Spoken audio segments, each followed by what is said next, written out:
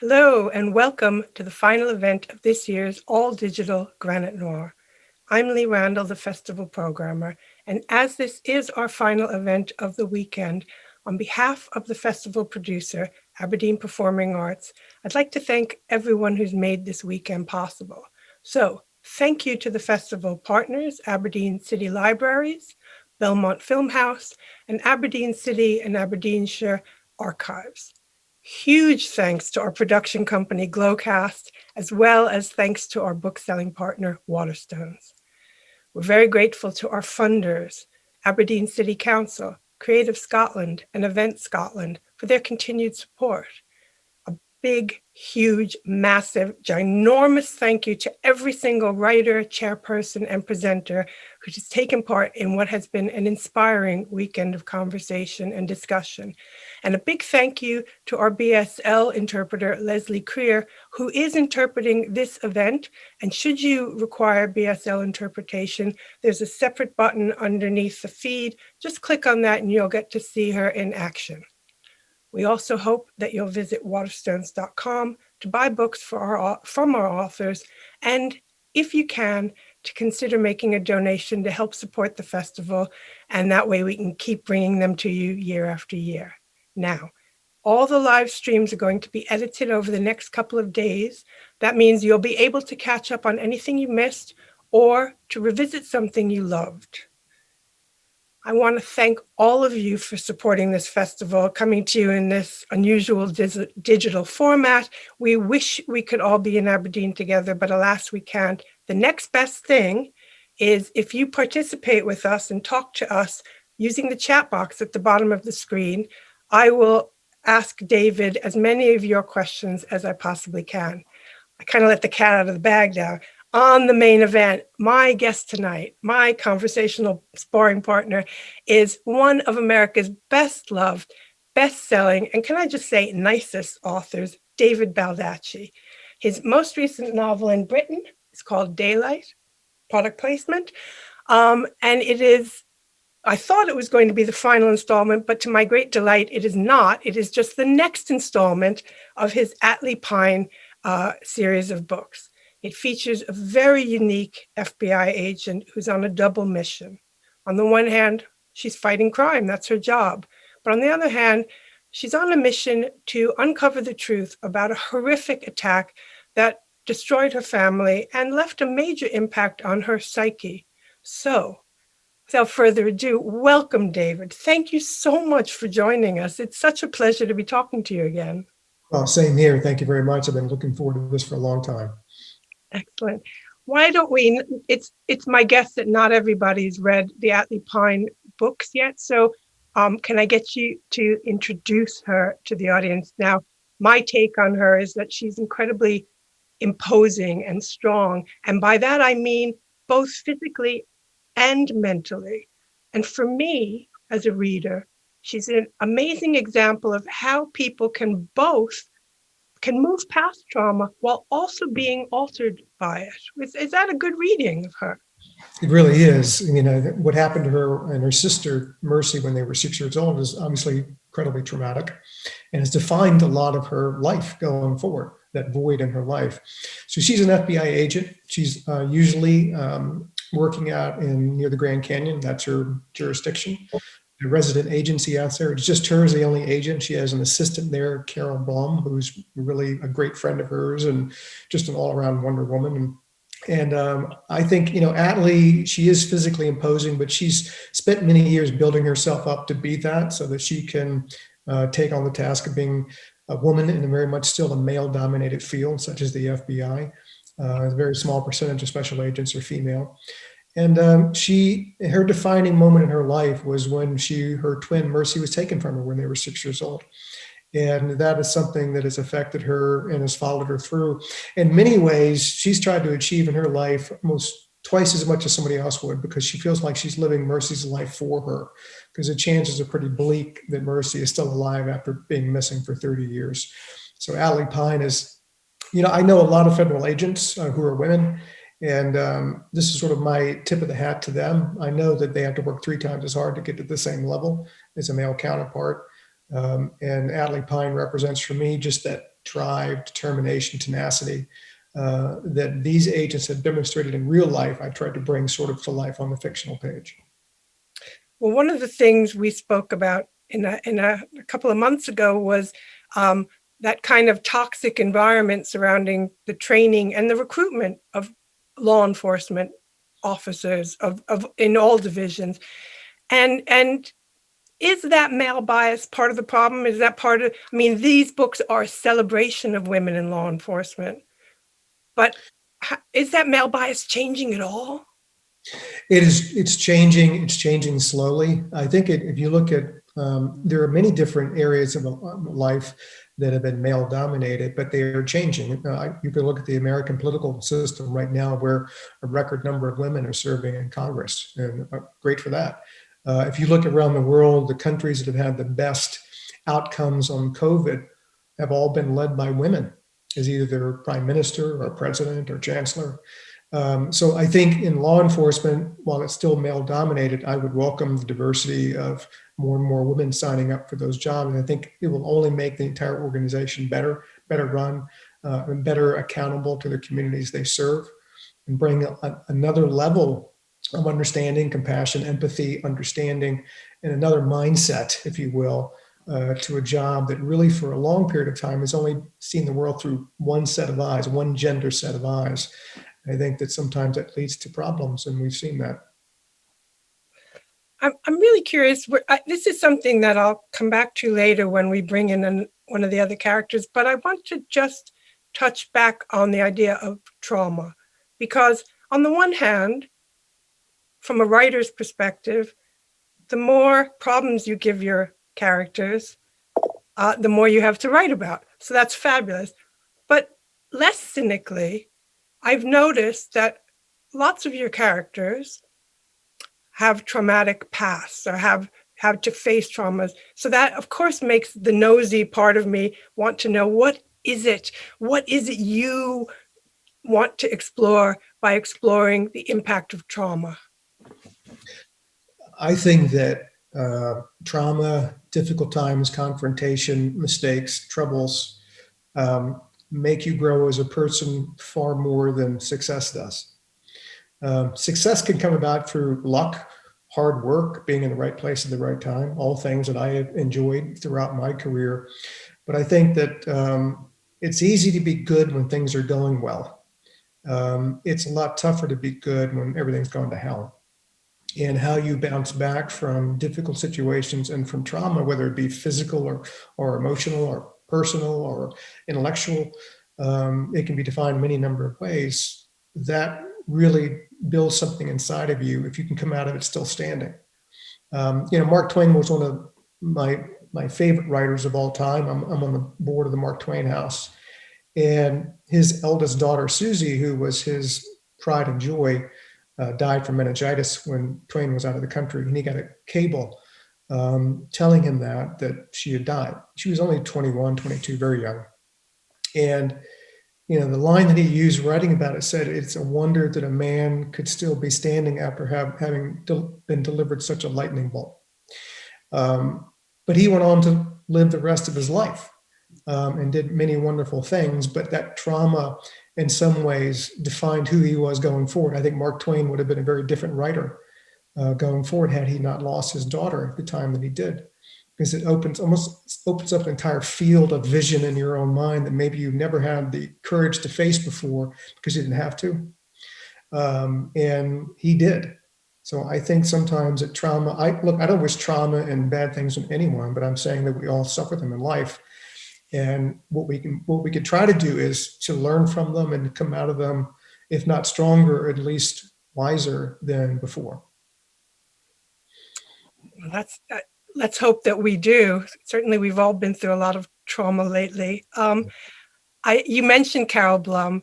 I love Carol Blum. And apart from, I've been thinking really hard about why I love Carol Blum. And it occurred to me that she's my door. I could be Carol Blum. I'm roughly her age. I could be Carol Blum. I could never be Atlee Pine. It doesn't matter how much iron I pump, I just couldn't be Atlee Pine. And I love Carol so much. Would you A, describe her to the audience, and B, can you talk me through some of the inspirations behind the creation of her character? Because it's kind of like, it's almost a Thelma and Louise setup, isn't it? Yeah, it is. It's very much, sort of matron and mentor in many ways between the two, mother-daughter in some instances as well. Well, Carol is well into her 60s. She's been in the FBI for decades in administrative capacity. She's raised 6 children, largely on her own. They're all now grown, and she has some good relations with some of them and some not so good with some of them, and not great relationship with her former husband. And so she's had, difficult times in her life as well. Raising, that many kids, raising any kid on your own is difficult. And so she can be innocuous looking. I almost think of her as kind of like my Jane Marple a little bit, but woe be to those who don't take her seriously. Because she can interrogate people with the best of any FBI agent, because she's seen everybody do everything there. She's seen the good ways to do things, the bad ways to do things. She has more experience in the FBI than most special agents do, and she soaked it all in. And I think that her relationship with Atlee has been sort of a defining moment for this series, because it's grown with each book. And she's far more than just an assistant or a secretary or whatever. She's been with Atlee on this entire journey, and Atlee really leans on her when she needs it. Atlee's not perfect. She makes mistakes. She makes bad decisions. But Carol is always there to sort of not tell her what to do, but at least to help her make better decisions going forward. And I don't think you can ask, more than that from a friend. No, I remember in the first book when she first appeared on the scene thinking, oh, she's going to be a problem. And then it was almost like a major plot twist for me when suddenly I realized, no, she's an ally. Excellent. Where's this going to go? And something I really love is the way what she does is, in my head, what she does is she kind of swoops in sideways with the arm. There's a massive interrogation going on, and she puts her arm around the person being interrogated, and she says, oh, I know, darling, I get it. And she and Atlee are just such an excellent double act. They really are. They were very effective throughout the books, particularly in Daylight, about doing that to people. Because if you look at her, and if you judge the book by its cover, which many people do because they don't take the time really to get to know anyone, then she's sort of sloughed off as being unimportant and non-threatening. So that allows her great latitude, actually, to strike the blows when she needs to. But again, playing good cop, bad cop is something I think that they do really well together. And again, Carol exploits her advantages to the fullest. Her job is to support Atlee Pine. Her job is to help Atlee Pine get to where she needs to go, and to give Atlee all the encouragement and support and information, knowledge, and wisdom that Carol has. And she's more than willing to do that. They make a very effective team. Yeah, they're brilliant together. So the next character I want to bring into our party is John Puller. Now, he is familiar to fans of yours from Zero Day and No Man's Land, which are part of his own series. He's a veteran. He's an investigator in the Army's Criminal Investigation Division. But you teased us in A Minute to Midnight. You told us then that that he and Atlee knew each other. So has this always been on the cards? Yeah, when I wrote that line in A Minute to Midnight, that's when I thought, okay, this is definitely something I'm going to think about doing, because it made sense. And when I thought of a link in Daylight that could plausibly draw John Puller into the series, meaning that one of their common suspects, people they wanted to talk to, had a connection to a military installation, bingo, I was there. And bringing John Puller in made complete sense. I couldn't just pull him in for any reason. Readers, I'd get a million emails and people would say, oh, come on, what are you doing here? So I had to have plausibility built in, and I did. And frankly, I just wanted to see how well they played together. I wasn't sure this was going to work when I actually sat down to sort of write the first few scenes with them. And I wanted to get the balance just right. It was not going to be like they were going to be the perfect partners. I wanted them to work well together, but also butt heads. They sometimes were oil and water, and sometimes you need to be that way. And they pushed each other. But at the end of the day, they were both always there for the other one. too, which is very important. Otherwise, there's really not a big reason to bring them together. And they both work for these huge, unwieldy organizations that are unforgiving. As Puller like to says, nobody on earth outcomplicates the United States Army. That's one of my questions. I want to know why the United States Army is so complicated. Why is it like that? Well, it's sort of built on the theory that everybody needs to have their piece of the pie. Every general needs to have his legions of troops. Everybody needs to have their commands. So to sort of appease all the people you need to appease, you have to have a lot of pieces to this thing. And everybody wants to feel like, okay, I've got my big piece of this pie. So the pie gets ever bigger, but at the same time it gets ever bigger, it gets cut up into smaller pieces to accommodate all the different 3 stars and 4 stars and 2 stars that want to be able to say, I run this installation, I'm head of this, I'm chairman of the Joint Chiefs. And it's just a big, they have thousands of installations around the world, and millions of troops and, tens of thousands of planes and missiles and tanks and air, it's just the whole 9 yards. So it's just a massive behemoth organization. And I think that, the military is really good at drawing up plans, drawing up organizational charts. It's all about rank too. So whenever you have people who are ranked, the organizational chart's going to be big because the higher ups want to be way up there and they want to have to see lots of underlings under them, Who came up with the idea that it was going to be 4 stars? We could have just had 1 star, 2 star. No, we have 1 star, 2 star, 3 star, 4 star. Why? Because more people get more stars. So it's just kind of that too. It's a little bit of testosterone out there. A lot of testosterone, David.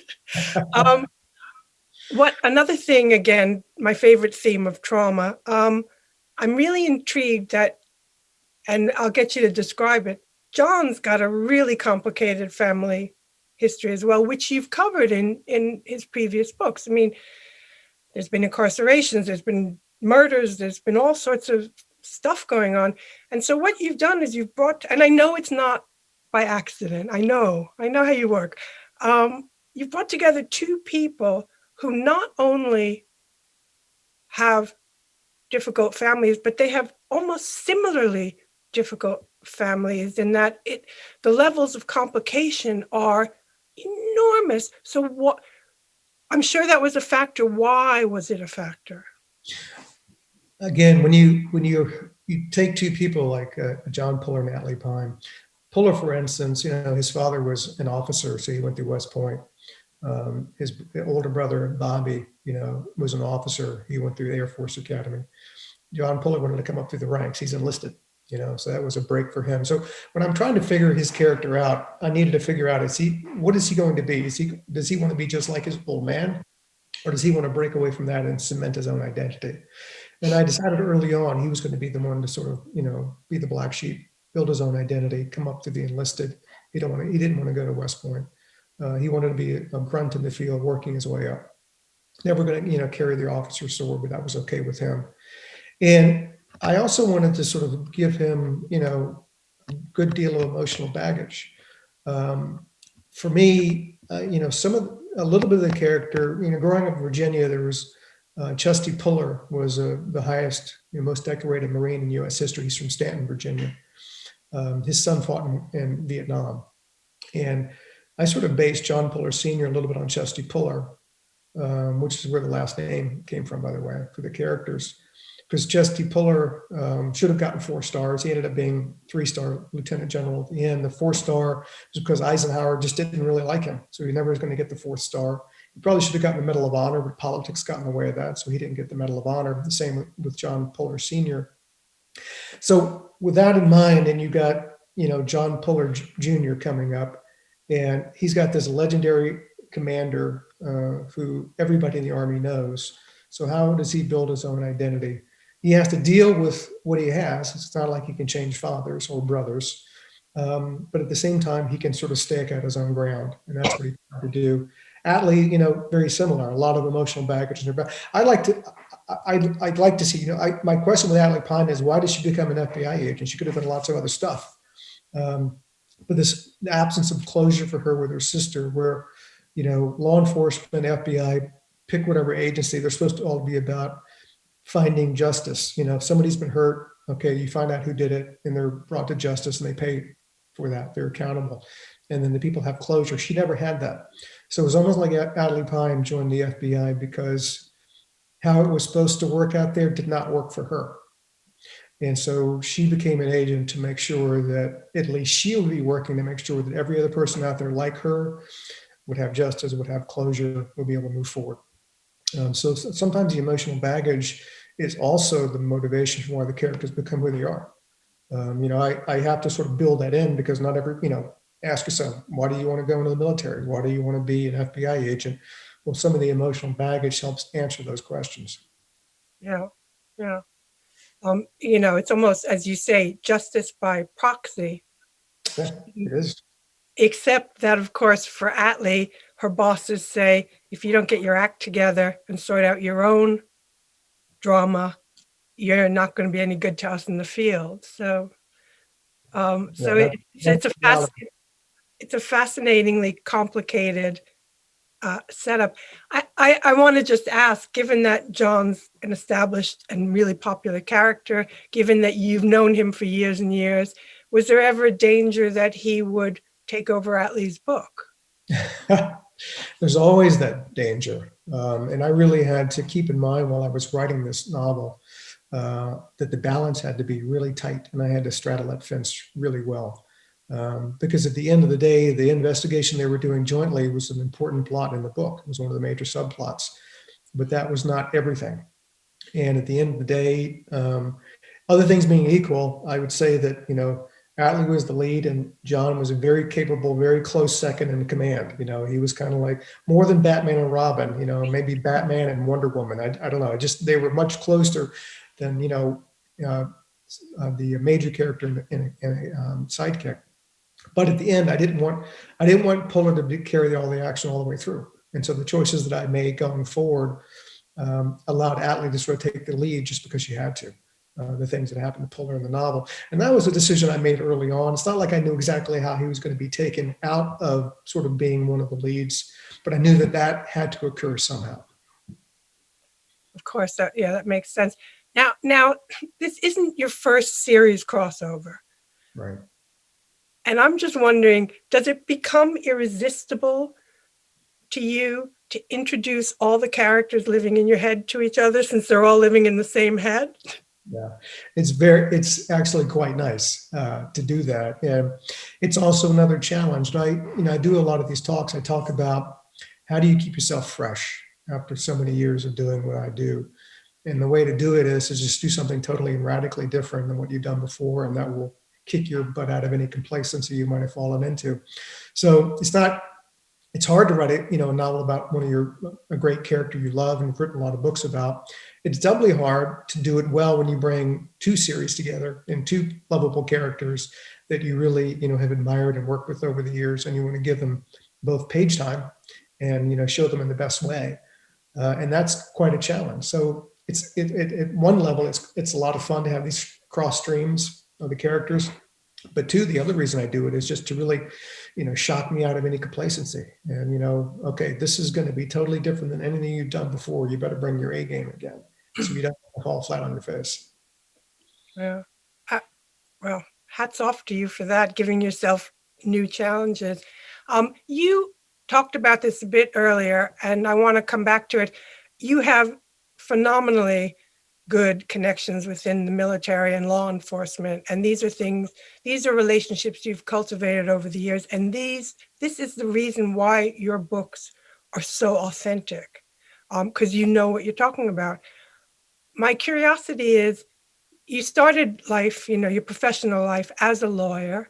Are these contacts that date from your legal profession, or are these contacts that you've cultivated as a writer, full-time writer? Yeah, probably 95% of them I cultivated after I was a full-time writer. I knew people in law enforcement and in politics and in the government when I was a lawyer in DC, but most of the ones that I have used in my books have been ones that, I sort of sought out after I became a full-time writer. And then, then what you're doing is you're just becoming a reporter, you're becoming a journalist. You put on your journalist hat and you go and interview people and you go and see places and you try to pick out of all the stuff that you're seeing the interesting nuances and little known facts and observations that people can't find anywhere else really, other than through your eyes. Mhm. And whenever I go to a location that I'd be writing about, I'm always on the lookout for that. Sometimes just little things, where how a place is set, or an interesting factoid historically about some place I'm writing about that might interest someone. And I use myself as a filter. Does it interest me? That will probably interest other people as well. So that's my job. And then to really get people to open up to me, and the way you do that is a couple. One, you go in prepared. And so you're asking pertinent questions, show that you've done some legwork ahead of time, so you're not wasting their time. And then show too that you're interested in what they have to say. You're just not there just writing things down A, B, C, D, E. I don't want to have a, sort of a static back and forth with people. I want to have a dialogue. I want to have a conversation. And the way that you do it is to know the material, know what they do for a living, know good questions to ask, and then be really receptive to their answers, which in turn you can then form new questions with. I did that all the time as a lawyer. Every time I would go into a deposition, if I were defending it, I'm the lawyer defending it. I said, here are the three best answers: yes, no, and I don't know. Oh, But so if you can get people to open up, they can actually write your questions for you. yeah. And if somebody's a career military human or a career law enforcement, is their thinking fundamentally different than maybe mine is or yours? I mean, does it change the way? Have they got a very different outlook on the world? I think is what I'm trying to say. I think at certain levels they're similar to most people. At other core levels, they're very different. I find, I don't know if cynicism is the exact right word. I'll just use, a more worldly experienced perspective from people in law enforcement. So when you might throw out some scenarios to them, and they might have a take because, one, they've seen it done before. Two, they might think it's interesting, or three, they just don't think it's plausible at all for 5 different factors that most people would never be even aware of.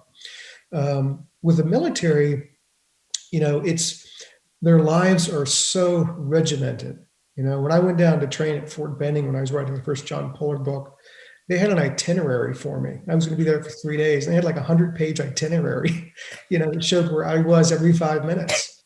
And that's sort of life in the military. And they're very formal. They're very professional. It's, yes, sir, no, sir, yes, ma'am, no, ma'am. And they live their life by very strict principles. And because all the protocols the military had, the protocols the law enforcement agency have, it's drilled into them so much so that it becomes their way of living, while they're on the job. So that's different from you or me. We don't really have any of that imprinted on us. But, every second of their life, this is what they're doing, and this is what the book says they should be doing. So it does give them a different perspective, but certainly they've seen far more than we ever will. And so when I, ask them questions and we talk about things, they will definitely have unique perspectives because they've seen a lot more than I've seen. Mm. Well, this takes me nicely into another question I had. In Daylight, a very strong theme for me was coping when the people we've entrusted to look after us, whether that's our government or our family, turn out to be the people posing a threat to us. Now, this has a lot of resonance with current events and the previous incumbent of the White House. So I would like to hear your views on that, but I'm also very curious to know, if you are a career military person, if you're a career law enforcement, does the sense of betrayal feel even more intense when your own government can't be trusted, your own employer? I think for many people, it is an even more intense sense of betrayal. If you look at, what happened on Capitol Hill on January 6th, they took sort of an informal poll of Capitol Hill police officers, and majority of them don't trust their superiors anymore to do what's right for them. And they felt like they were just left, for the slaughter, with not the support or the intelligence they needed in order to carry out their duties. There is so it's a two-way street. If you're a grunt in the field, you're expected to give complete loyalty to the chain of command. That's what it's all about, chain of command.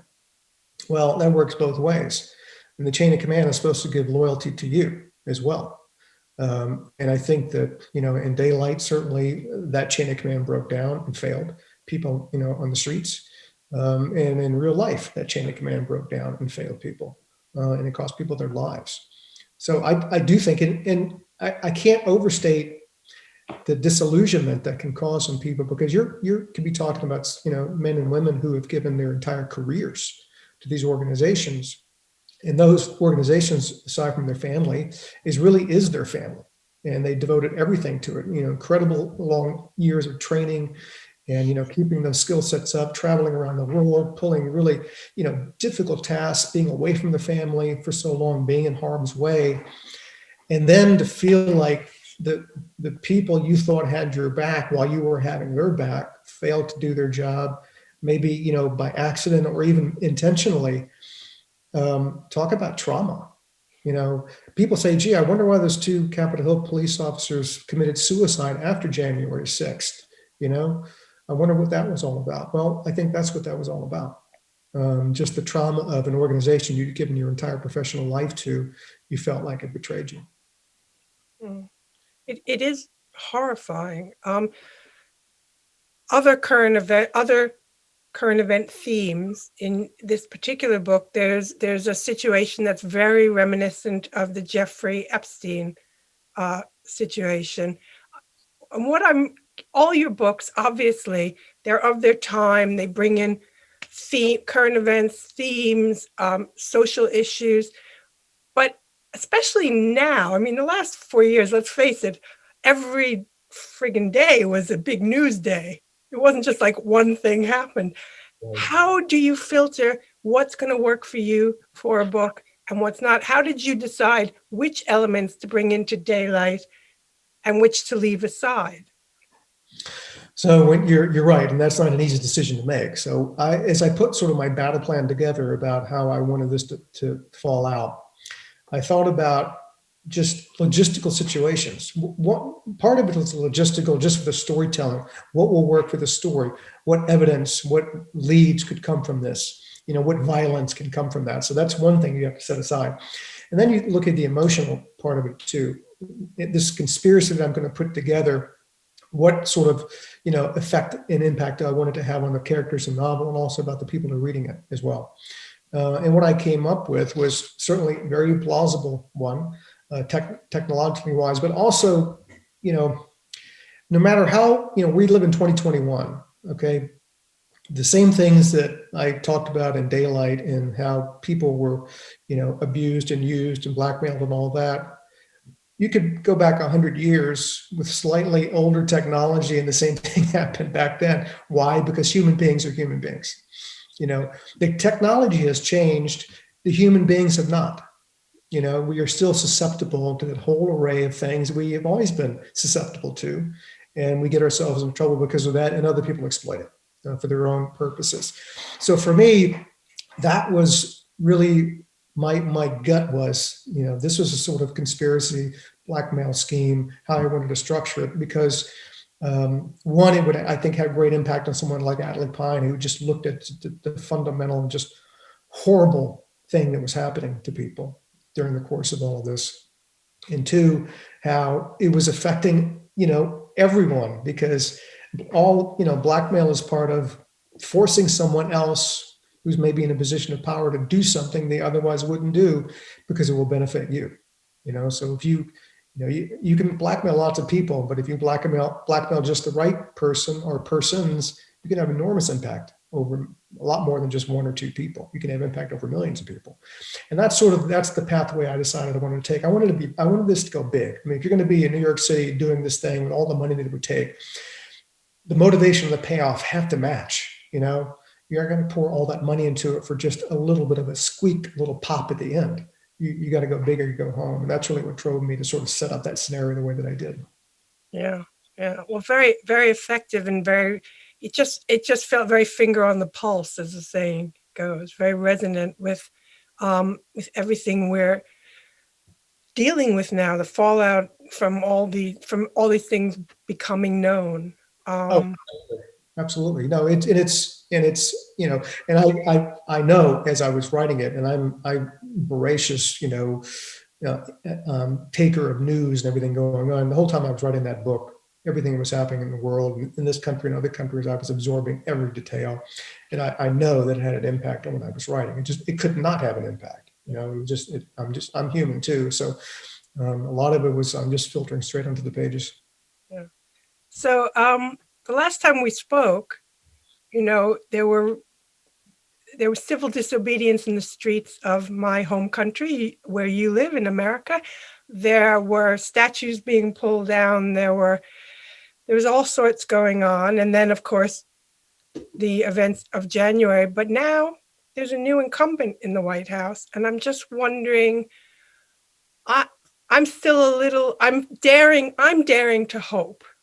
I would just be curious to know where your optimism levels are. Well, my wife and I met Joe and Jill Biden probably when he was vice president. So this was, 10, 12 years ago. We were invited to the Columbus Day dinner. Back then they called it Columbus Day dinner at the vice president's house in the Naval Observatory. And so I got to spend the evening with now President Biden and his wife. And Jill Biden and my wife really hit it off. Jill Biden was taking Michelle around and showing her all the different pictures, all the different history in the house. It was really nice. And I think, after the events of the last 4 years, what we needed more than anything was a leader who was going to come in who felt a lot of things about other people. He looked outward, not inward. And he had, people talk about Biden's empathy and compassion. It's true. It's real. I mean, he wears it on his sleeve. And I think after the last 4 years, we needed exactly that. But more than that, the guy's been, in government for over 40 years. He knows how the Senate works. He knows how the federal government works. And if you can look at it, and the most important thing is he surrounded himself with really smart people who know what they're doing. And that's why they hit the ground running so fast, and all the different things they've done, the executive orders, the legislation, the pathway they have for, comprehensive immigration reform, what they've done with COVID to turn that mess around. It's compassion and competency at the same time. And that's something that I think we desperately needed, because we had been 4 years without either one of them. And particularly if you think in the middle of a pandemic and an economic meltdown where people literally are losing their lives, their homes, their jobs, their loved ones, we needed somebody who could actually shed a tear, who could actually reach out and hug somebody and tell them it was going to be okay. Sometimes it's the little things that matter to people, just the touch of another human being and some encouraging words. And this guy, Joe Biden delivers on that, big time. As does Harris. She seems equally empathetic and personable and caring.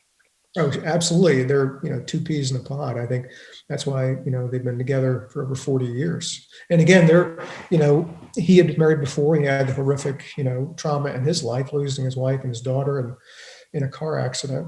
It was interesting too. I was watching CBS Sunday Morning, and Cindy McCain was on. It was Jill Biden who introduced John McCain and Cindy McCain.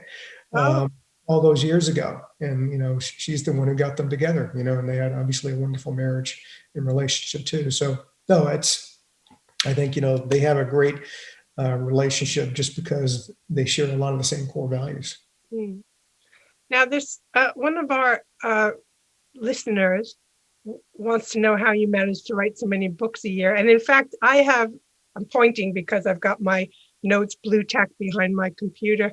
One of my questions is, I read that you said writing is not a job or a hobby or even a career for me. It's more of a lifestyle. I associate you with a phenomenal work ethic. So much.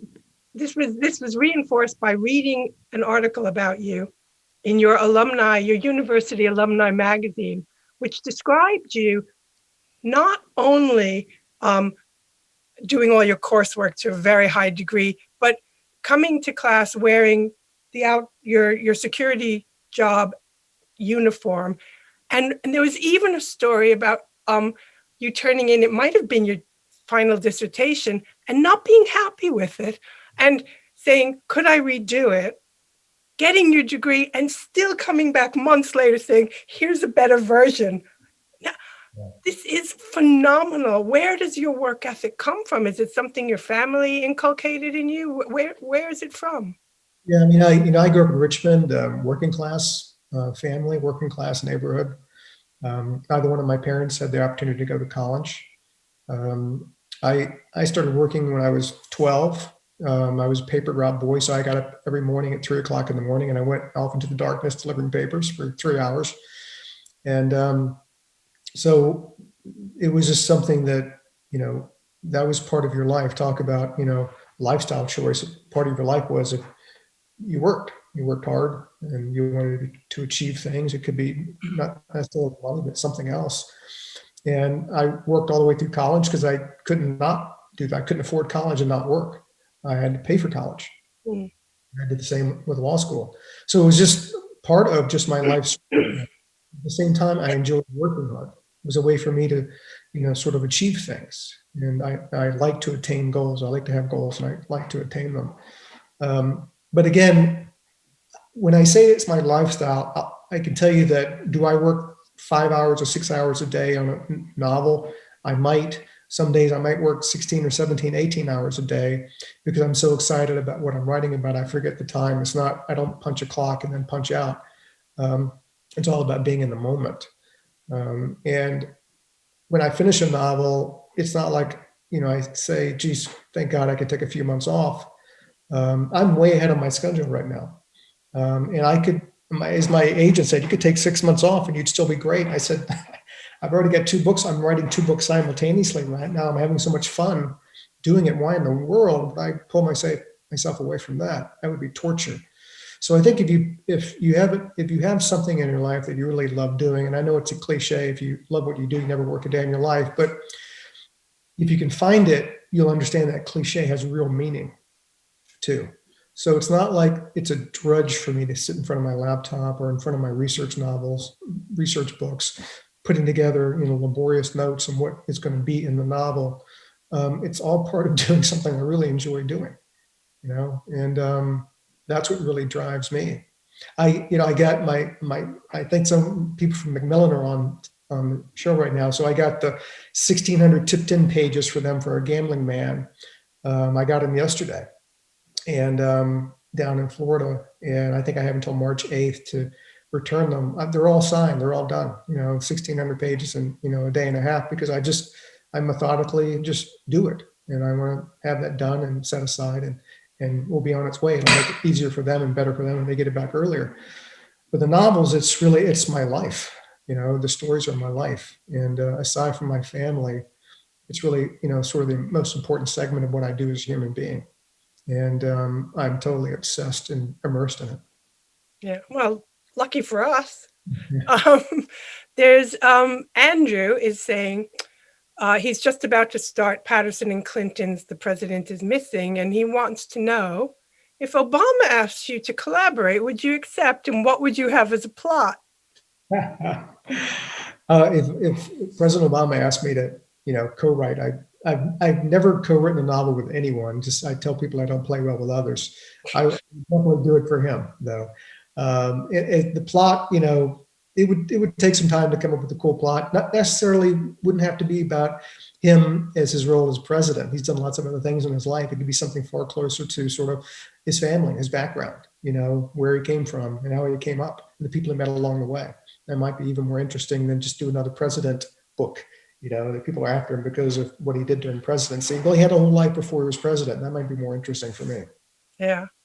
Now, this question is sort of near and dear to my heart. One of our participants this weekend leading a writing workshop about character development was D.V. Bishop, who's also a friend of mine. And you recently read his book. Now, David says, thank you for the kind comments about my book, City of Vengeance. what inspired your post-World War II setting in the Archer novels? My that was my father's generation, and he fought in World War II along with all of his brothers. They fought in all the different service branches. My dad was Navy, and he was 17 when he joined up, like many young men. And he would tell me, some stories of being in the North Atlantic in November, a destroyer, and their job was to protect the merchant marine ships taking, equipment and stuff over for the war. And he would be chained to the bow. He would have the midnight to 3 a.m. He's chained to the bow so he won't get swept overboard. And he said, I'd be there at midnight to 3, and the ship's bow would go down into the trough of the waves, and I'd have 40-foot tall, mountains of water on either side of me. And then we'd come up on the top of the wave, and I'd be 40 feet up above the ocean and back down for 3 hours, at a time, all night long. Luckily, he never got seasick. That was just the stuff. I would have been throwing up all over the place. Exactly. And I have a picture hanging in my office of my father at age 18 in front of the Sphinx in Egypt in his Navy uniform, because he got to see the world. Otherwise, he never would have gotten to do any of that. And when he came back from the war, he had an opportunity to, through the GI Bill, to go to William and Mary, a really wonderful college in Virginia. But his mom was ailing. His father had passed away during the war. So he decided to get a job to help support her. So that changed sort of the trajectory of his life. But in that microcosm view, I sort of tried to extrapolate at a macro level about choices people made when they came back from the war. And for somebody like Archer, Archer came back. He made some bad decisions. He ended up in prison for a few years. And he was on parole, and now he's out, and he's trying to move forward with his life. And back then, moving forward with their life for a lot of people was that they ripped up the roots where they were, because they were associated that with the war, and they wanted to move, oftentimes west or south, to new horizons and reinvent themselves and become something fresh and new. So taking sort of what my dad's path, he didn't choose that. He might have wanted to, but familial obligations didn't allow him to make that choice. So through Archer, I sort of made the choice my father never had the opportunity to make.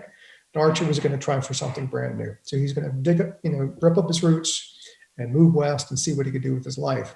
And that was really at the macro level. That macro level outlook on the novel came from some my father sort of, at a micro level about the choices he had coming back from the war. But he really wanted something new too, because those were awful years. Everybody wanted a fresh start.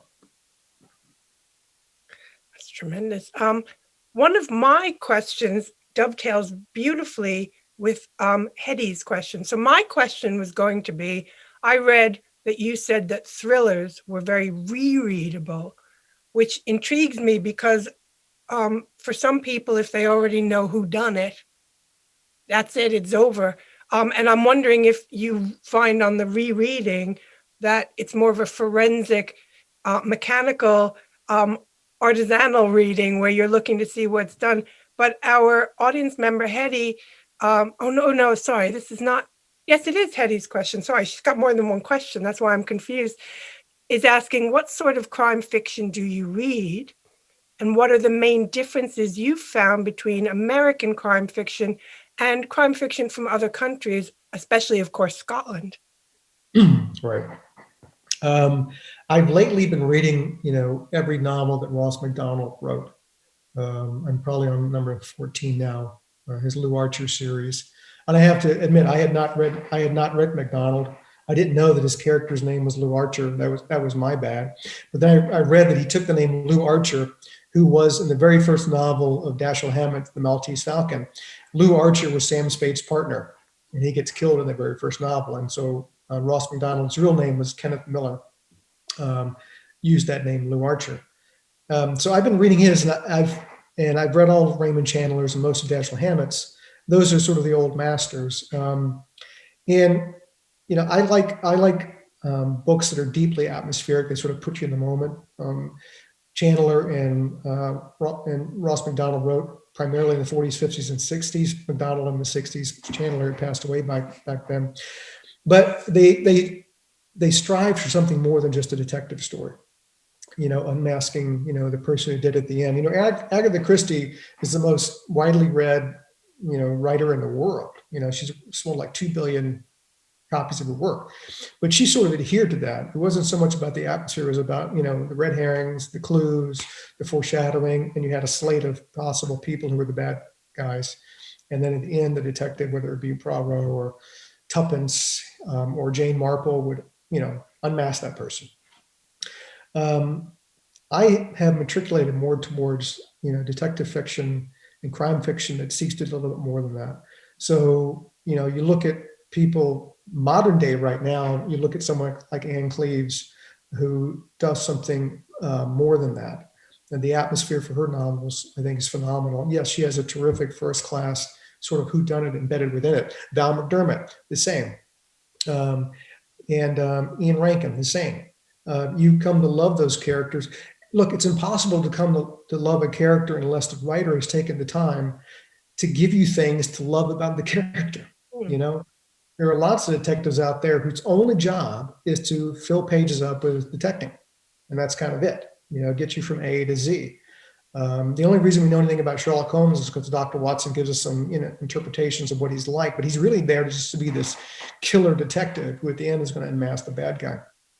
So I am matriculated more towards crime fiction that tries to do more than that. And there are some great ones out there, some of the ones I've already mentioned, both sides of the pond, that leave you with a feeling that you got the mystery that you wanted, the bad person was unmasked and hopefully held accountable, but you got a terrific story that told you a lot about the people who lived in that novel, and it made you want to visit them again.